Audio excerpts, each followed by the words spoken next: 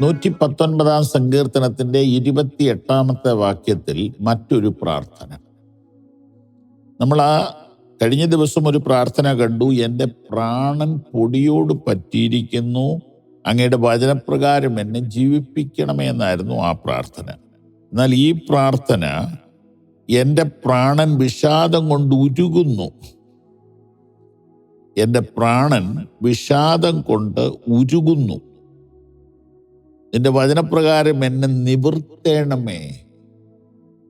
25 വാക്യത്തിലെ പ്രയറും 28 വാക്യത്തിലെ പ്രയറും ഈ കവിയുടെ മാനസിക അവസ്ഥ വെളിപ്പെടുത്തുന്നു.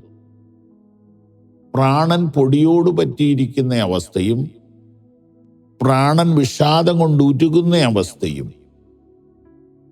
നമുക്കൊന്ന് മനസ്സിൽ കാണാം.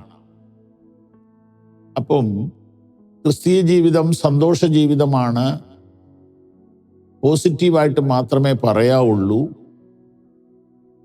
രോഗമില്ല, ദുഃഖമില്ല, കഷ്ടമില്ല, മരണമില്ല, ദാരിദ്ര്യമില്ല,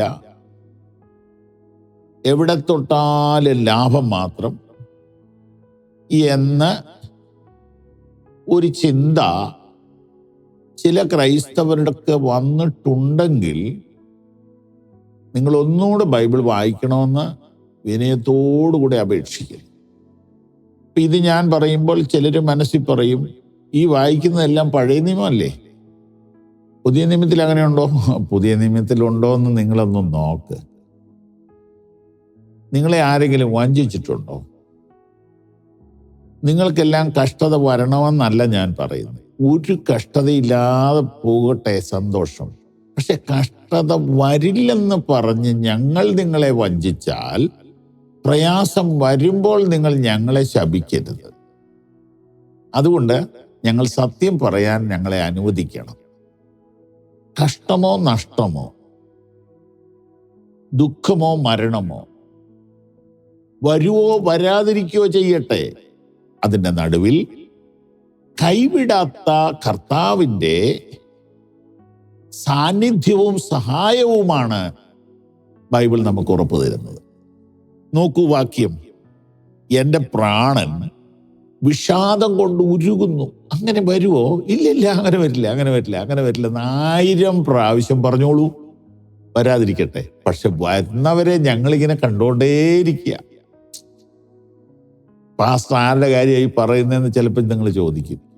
ഞാൻ പറയാം, ഈ അടുത്ത കാലത്ത് ഒത്തിരി മനുഷ്യര് ഇൻഡിപെൻഡന്റ് കൂട്ടായ്മകളിൽ കർത്താവിനെ ആരാധിക്കുന്നുണ്ട്. എനിക്ക് സന്തോഷമാണ്. നല്ല സൗണ്ട് സിസ്റ്റം ഒക്കെ വെച്ച് ഇങ്ങനെ കൈയെല്ലാം ഉയർത്തിപ്പിടിച്ച് മണിക്കൂറുകൾ നൃത്തം ചെയ്യുന്നവരെ കാണും, എനിക്ക് സന്തോഷമാണ്. പക്ഷെ പ്രൈവറ്റ് ലൈഫിൽ എപ്പോഴും നമ്മൾ AC ഹോളിൽ കീബോർഡിന്റെ കീഴിലല്ല.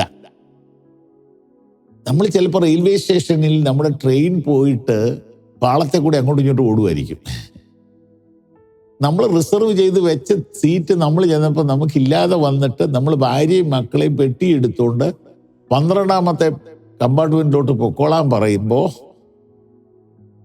മനസ്സ് തളരാതെ ഇവിടെ എന്നെ സഹായിക്കാൻ എൻ്റെ കർത്താവ് ഉണ്ടെന്ന് പറയാൻ നിങ്ങളെ പ്രാപ്തരാക്കുന്നതാണ് ബൈബിൾ.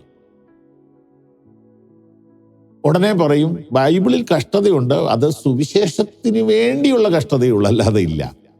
നിങ്ങളെ ഈ പുതിയ ഉപദേശം പറഞ്ഞ് എന്തിനാ ജനത്തെ വഞ്ചിക്കുന്നേ? ആക്സിഡന്റ് മരണം വരികയില്ലെന്ന് ഒരാൾ പറഞ്ഞു.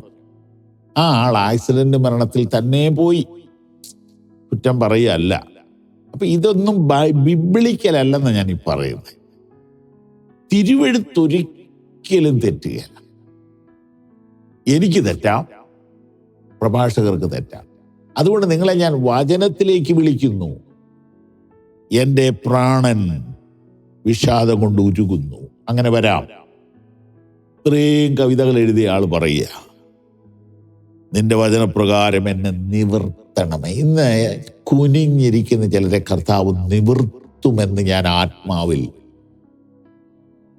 ആഗ്രഹിച്ച് പ്രാർത്ഥിക്കുകയാണ്. കർത്താവേ, വിഷാദ രോഗം ഇക്കാലത്ത് വല്ലാതെ പടരുകയാണ്. യേശുവിൻ അധികാരമുള്ള നാമത്തിൽ അവർ നിവരട്ടെ.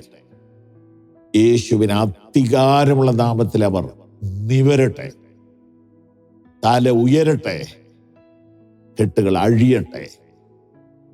അധികാരമുള്ള നാമത്തിൽ അത് സംഭവിക്കട്ടെ. ആമേൻ, ആമേൻ, ആമേൻ. God bless you. ഈ സന്ദേശങ്ങൾ നിങ്ങൾക്ക് തുടർച്ചയായി ലഭിക്കുവാൻ പവർ വിഷൻ ടിവിയുടെ സാമൂഹിക മാധ്യമങ്ങൾ സന്ദർശിക്കുക.